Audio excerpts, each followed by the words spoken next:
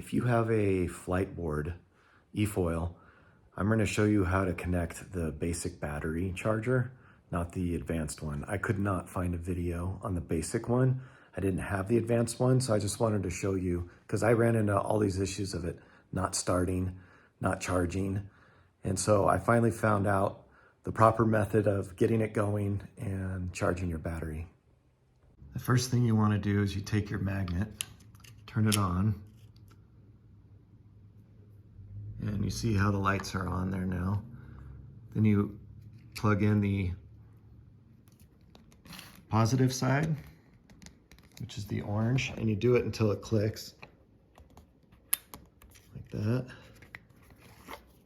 And then the negative, there you go, clicked. And then you plug in the power bank. And then as you can see, it's starting to blink. If you do it out of this order, it just won't go. And this one is showing up where it's charging. I hope that helps you because I was so frustrated I couldn't find a video or instructions on proper order. I just couldn't figure out what I was doing wrong. I was wondering if I had a bunk battery or something else.